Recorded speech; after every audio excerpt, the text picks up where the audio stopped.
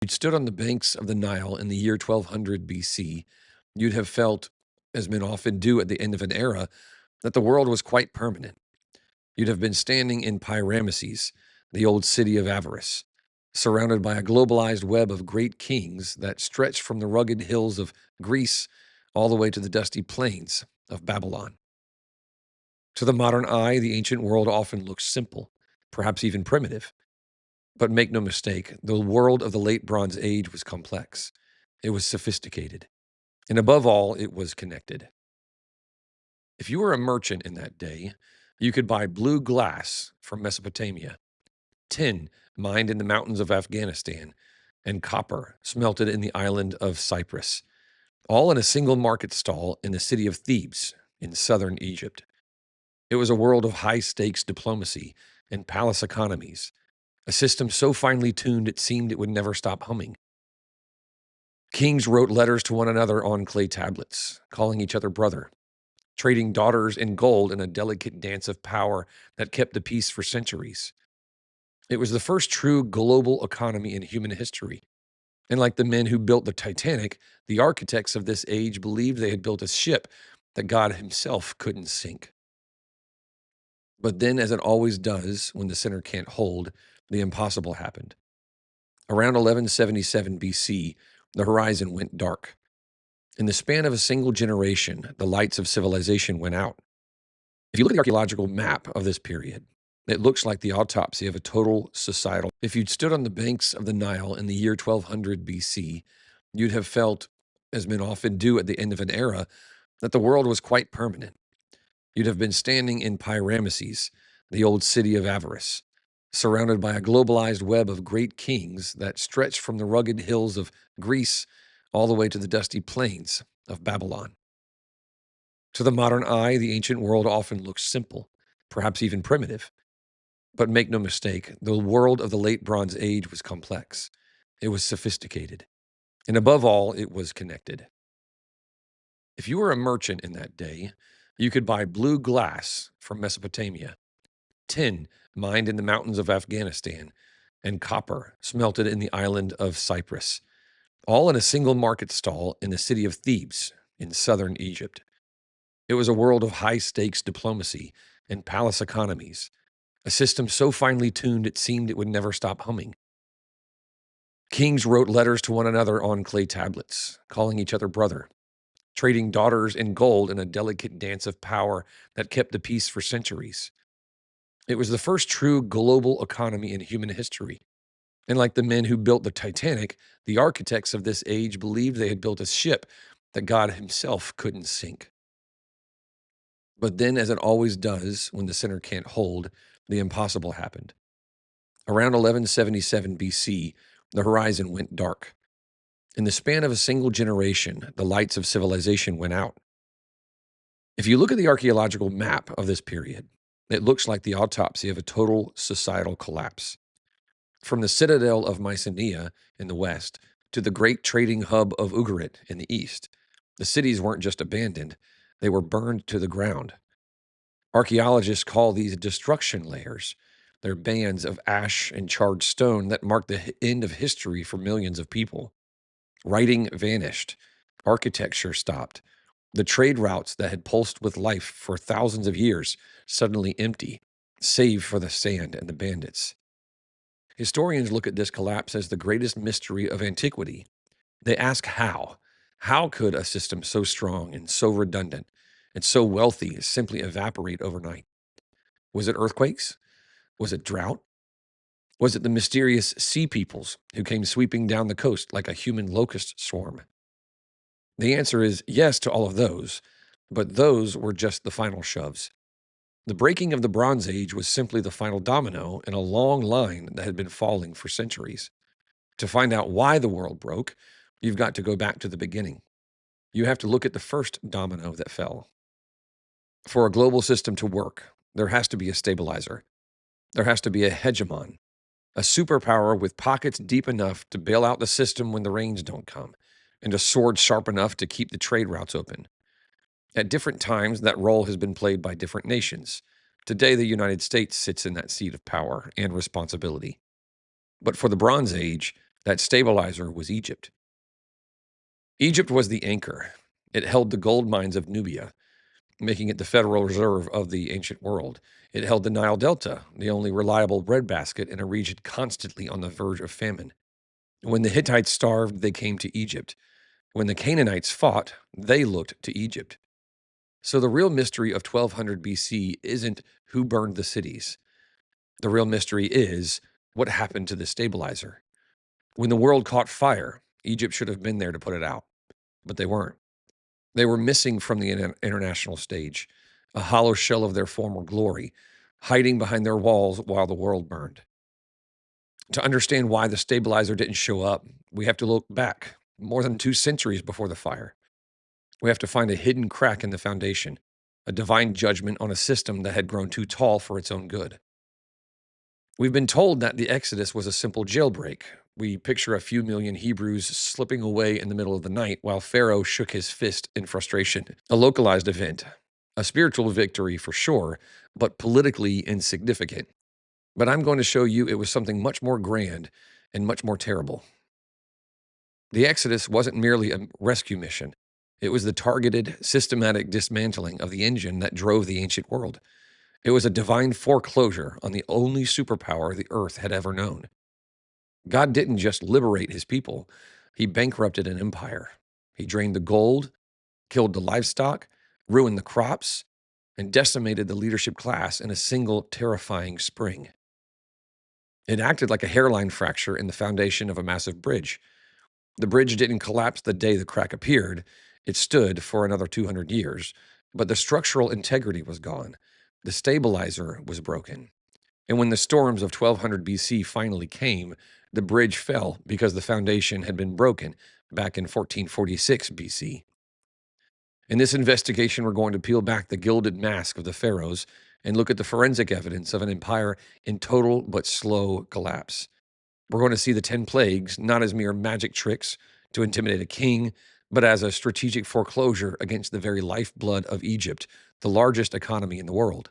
And if you stay with me, I'll show you a forensic fingerprint left in the desert, a stone that proves exactly when the world's anchor was cut loose. It's a story of dots you've known your whole life, but it's finally connected in a way that'll change how you see the Bible forever. But before we get into the ruins of that old world, I've got a little something for you for those who want to know more than just a video. I've been working on a book called Dynasty of Slaves, and it gets into the weeds of this story, starting all the way back with a group of foreigners who entered Egypt around 1876 BC. The book isn't finished yet. I'm still writing it, but you can get a free sample chapter and a full timeline of Israel's sojourn in Egypt leading up to the moment that I'm talking about in this video. Just follow the link in the description to get that resource for free. Also, we're sponsored today again by ServeHQ. If you're a leader at a church and you've found that training volunteers is a chore that never ends, you ought to give them a look. It's a simple tool to help your church grow without all of the administrative heartache. Go to servehq.church and you can give it a try for 2 weeks for free. Now, back to our story. To understand why the Exodus broke the world, you first have to understand the world as it was. The Late Bronze Age wasn't a patchwork of lonely tribes huddled in caves. It was a brotherhood of kings in the most literal sense of the word. Historians call it the palace economy. If you were a king in this era, whether you sat on a throne of cedar in Lebanon or a throne of mud brick in Babylon, you were part of an elite club. You wrote letters to the Pharaoh of Egypt on clay tablets, and you called him my brother, as if the two of you were boys raised in the same nursery. We still have these letters today, dug out of the sands of Amarna. They read like the correspondence of a mafia family, dividing up the neighborhood. You send me gold, the king of Mitanni would write to the Pharaoh, for in my brother's land, gold is as common as the dust of the road. It was a world of immense, interconnected wealth. They floated massive cedar logs down from the mountains of Lebanon and shipped perfumed oils in ceramic jars all the way from the Aegean Sea. They moved luxury goods like ivory, glass, and lapis lazuli across distances that would boggle your mind. It was a delicate, beautiful balance, a web of commerce that stretched from the Greek mountains to the Persian Gulf. And at the very center of all of it was the balance that sat upon Egypt's shoulders. Egypt was the world's first Federal Reserve. They had controlled the gold mines in Nubia in the south, which meant that they had the deepest pockets on the map. But even more importantly, they controlled the grain.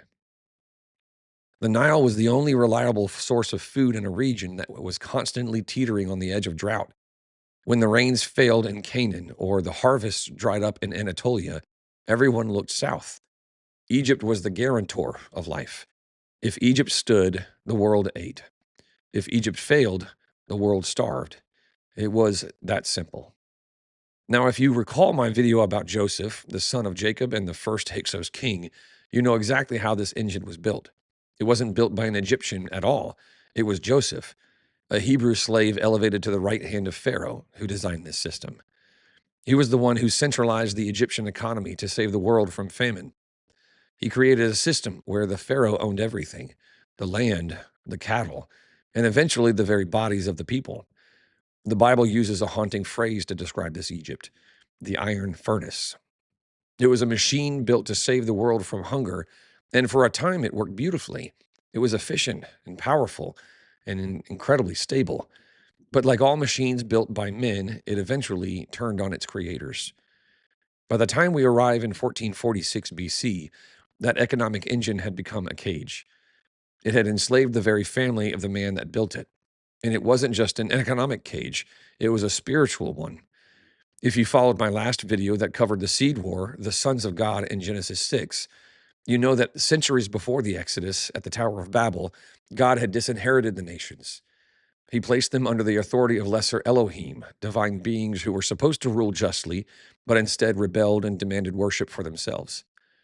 By the Bronze Age, these nations had built massive systems of idolatry. They claimed absolute authority over the earth, and Egypt was the fiercest of them all. Egypt wasn't a nation, really. It was a kingdom built on the rejection of the true creator. Their entire society was structured around the idea of Ma'at, cosmic order, maintained by the pharaoh and his gods. They believed their gods controlled the sun and the river and the harvest. They believed their system was eternal, and they had taken God's firstborn son, the nation of Israel, and put him in chains to fuel their furnace. Geographically, the situation was just as dire. Egypt was sitting squarely in the gateway to the land God had promised to Abraham. You couldn't get to the promised land without dealing with the superpower that guarded the door.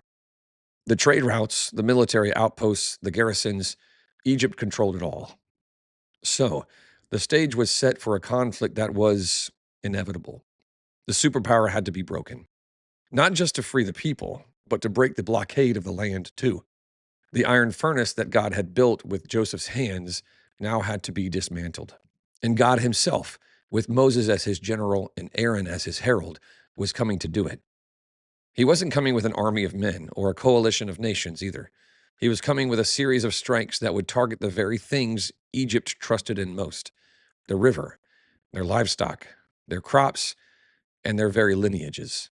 Now, a skeptic might look at this story and say, well, that's all well and good for a Sunday sermon, but where's the proof? If the greatest superpower on earth really did collapse overnight, shouldn't there be a record of it? Shouldn't there be a scar on the face of history? Well, the answer is yes, but you have to know where you're looking. We have to turn our gaze back to Amenhotep II. Remember, this was the sportsman pharaoh. This was the man who claimed he could row a boat faster and shoot an arrow deeper than any man alive. For the first 9 years of his reign, he was a warmonger. He was constantly up in Canaan, bashing heads and expanding the empire. He was a king who lived in the saddle, you could say. But right around 1446 BC, the calendar of his reign goes curiously blank. The most aggressive king in the glorious 18th dynasty suddenly stops campaigning. He packs up his tent, goes home to Thebes, and stays there. For the next 16 years, he never launches another major invasion. The silence is deafening. It's like watching a heavyweight champion win his first few fights by a knockout and then suddenly refuse to ever step in the ring again. So we have to ask why. I covered this research in my book, Dynasty of Slaves, which I'm hoping to publish here in the next couple months. Don't forget, you can get a free preview of that with the link in the description. But we've got what I call the year 9 receipt here. There's a record of Amenhotep II launching one final strange campaign in late 1446 BC. But it wasn't a war of conquest, it was much more like a raid. He marched into Canaan, but he didn't bring back gold or horses. The inscription tells us he brought back exactly 101,128 prisoners. Now, pause and think about the logistics of that for a second. In the ancient world, you didn't just drag 100,000 mouths to feed back to your capital unless you desperately needed them. This wasn't a victory lap, it was a recovery mission. Amenhotep was trying to restock the shelf. He had just lost a workforce of a couple million people in the Exodus. His economy was in free fall, so he needed bodies to make the bricks, and he needed them yesterday. He needed them right away. So he went north, grabbed everyone he could find, and dragged them back to the Nile to try and patch the hole in his economy. But the scars go deeper than just a slave raid. Shortly after this, Egypt did the unthinkable. They sued for peace with Mitanni. Get this. Now, the Mitanni were the arch rivals of Egypt at the time. They were kind of like the Soviet Union to Egypt's United States during the Cold War. For generations, these two superpowers had been locking horns over who controlled Syria. But suddenly, Amenhotep II sends a diplomat to the Mitanni court and asks for a treaty. You don't sue for peace when you're at your peak. You don't ask your enemy for a truce when your economy is booming and your army is strong. You do it when your army is crippled. You do it when your chariots are at the bottom of the Red Sea and your horses are dead in the fields. Egypt couldn't defend its borders anymore, so they had to buy peace with diplomacy because they could no longer buy it with blood. And then there's the final scar, the one carved in stone for everyone to see. It sits between the paws of the great Sphinx at Giza. It's called the Dream Stele. The story goes like this. The man who took the throne after Amenhotep II was named Thutmose IV. But here's the problem. Thutmose wasn't the crown prince. He wasn't the firstborn. He was a younger brother. In the normal course of history, he should have never been pharaoh at all. So to justify his rule, he had to invent a story. He carved a massive granite slab explaining that one day, while he was hunting, he fell asleep in the shadow of the Sphinx. He claimed the Sphinx spoke to him in a dream and promised him the throne if he would just clear away the sand that was burying the statue. It's a beautiful piece of propaganda, but forensic historians ask the obvious question, why did he need it? Legitimate heirs don't need dreams to prove they should be king, they just inherit the throne. Thutmose IV needed a divine excuse because the legitimate heir, the firstborn son of Amenhotep II, was gone. He was gone because on a dark night in the spring of 1446, an angel passed over the land of Egypt and took the firstborn of Pharaoh who sat on his throne. The Dream Stele is a receipt of the 10th plague. It stands there in the desert, a silent witness to the night the natural order of succession was snapped in half. So when critics say there is no evidence for the Exodus, they're looking for a sign that says Moses was here. But that's not how history works. When a building collapses, you don't look for a sign, you simply look at the rubble. The silence of Amenhotep's later years is the rubble. The desperate slave raid of year 9 is the rubble. The peace treaty with Mitanni and the Dream Stele of Thutmose IV is the rubble. The forensic evidence is all there. It tells the story of a superpower that was struck by a force it couldn't fight and it couldn't understand. The first domino had tipped and Egypt was never the same. So we've looked at the crime scene and we've looked at the forensic scars. Now we have to pull the camera back and look at the map. We have to ask the question that detectives ask when they stand over a body. They ask the question, cui bono? It means, who benefits? Why did God choose this specific moment in history to break the back of the Egyptian empire? Was it just punishment for slavery, or was there a grander geopolitical strategy at play? The answer actually lies in the land of Canaan. You see, we often forget that in the 15th century BC, Canaan wasn't a free territory. It was an Egyptian province. The pharaohs had garrisons at Gaza, in Jaffa, and Beth Shean. They had governors who collected taxes and generals who patrolled the roads. If Israel had tried to enter the Promised Land while Egypt was at its peak, they wouldn't have just fought the Canaanites, they would have fought the Egyptian army as well. And that would have been a short war. God didn't just need to get Israel out of Egypt, he needed to get Egypt out of Canaan. And he had to clear the stage first. By bankrupting the empire in 1446 BC, God ensured that the next 40 years, while Israel was wandering in the wilderness, Egypt was licking his wounds. They were too weak, too broke, and too distracted to maintain their grip on the northern territories. The garrisons emptied out, and the patrols stopped. The governors stopped writing home because there was no one in Thebes even listening. So when Joshua finally crossed the Jordan River 40 years later, he didn't find an Egyptian superstate waiting for him. He found a power vacuum. He found a collection of squabbling city states that had no big brother to call for help. The collapse of the stabilizer created the perfect opening for the conquest. Now, I know what some of you history buffs are thinking. You might be thinking, wait a minute, what about Ramesses II? What about the 13th century? Wasn't that the golden age of Egypt? It's a fair question. If you go to Egypt today, you'll see the massive temples of Ramesses the Great. You'll see the statues that are 4 stories tall. It looks like a superpower at its absolute zenith. So, how could it be so great in the 13th century, but crumbling in the 15th century, 200 years before that? But I want to offer you a different framework. I call this the Gilded Age and not the Golden Age of Egypt. Think about a dying star. Just before a star collapses, it doesn't shrink, it expands. It grows brighter and hotter than ever before, right before it goes cold. This was the Egypt of the 19th dynasty. Ramesses II was a master of propaganda. He built massive monuments, but he built them on a foundation of sand. He was projecting power he didn't actually have. His economy was hollow. His military was fighting stalemates, not winning conquests. He was spending money he didn't have to build statues to gods that had already failed. The Bible uses a devastating metaphor for this era of Egypt. The prophet Isaiah calls Egypt a broken reed.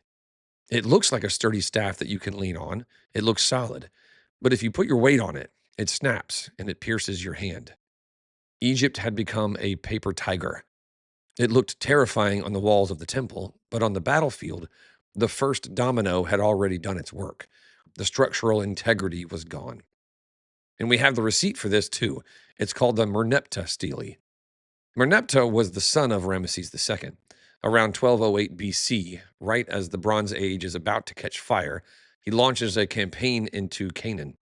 And on a victory stone, he lists the enemies he fought.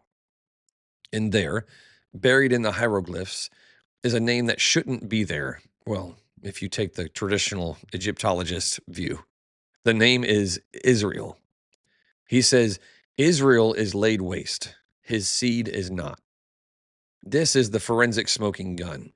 It proves that by 1208 BC, Israel wasn't just a wandering tribe. They were a settled nation in the land, powerful enough that the Pharaoh considered them a major threat and considered a victory something to brag about. But it also proves something else. It proves that Egypt was fighting Israel in Canaan. They weren't ruling them, they weren't raiding them. If Egypt had still been the hegemon of the 15th century, Israel would never have been allowed to settle there in the first place. The fact that Merneptah has to go out and fight them proves that the vacuum existed. God had cleared the stage. He broke the stabilizer in 1446 so that the land would be open in 1406. And by the time the fire of 1200 BC finally arrived, God's people were already planted in the high country, ready to weather the storm. The world broke, yes, but it broke exactly according to plan. So, what is the lesson for us, standing here 3,000 years later, looking back at the ruins of the Bronze Age? What we've seen today is that God doesn't just manage the lives of individuals, He manages the sweep of history itself. We often think of God as a personal savior, and He is. He's my personal savior, but He's also the king of the nations. When the systems of men, no matter how tall, no matter how wealthy, no matter how too big to fail they seem, stand like walls in the way of His family, He doesn't just climb over them, He targets their foundations. He finds the structural weaknesses, and He pressures until the whole thing gives way. He wanted to break the power that held the world in bondage so that a new kind of nation could be born. And I think there's a word in that for us today. You might look at the world around you and feel like the foundations are shaking. You might feel like the systems you relied on, economic and political and cultural, they're all starting to crack. Or maybe it's closer to home for you. Maybe it's your own life that feels like it's on shaky ground, and the things you thought were permanent are slipping away. But if we learn anything from the forensic history of Exodus, it's this: God is often breaking down the old thing to make room for the new thing. The collapse isn't the end of the story, it's the clearing of the stage. As one of his children, you can be sure of one thing: the vacuum he creates is not meant to destroy you, it's meant to deliver you. What he builds in the empty space is always better than the cage that you left behind. In Egypt's case, Egypt had to fall so that Israel could stand. The bridge had to break so that the way to the promised land could be opened. But the story isn't over. In fact, the mystery is just deepening. We've seen how the stabilizer was removed. We've seen how Egypt was taken off the board. But we've left with a massive power vacuum in the land of Canaan. And nature, as they say, abhors a vacuum. With the stabilizer gone, who's going to carry the weight? Was it going to be the Hittites or the Babylonians? Or was it going to be something else entirely? This video is part 1 in a 3-part series.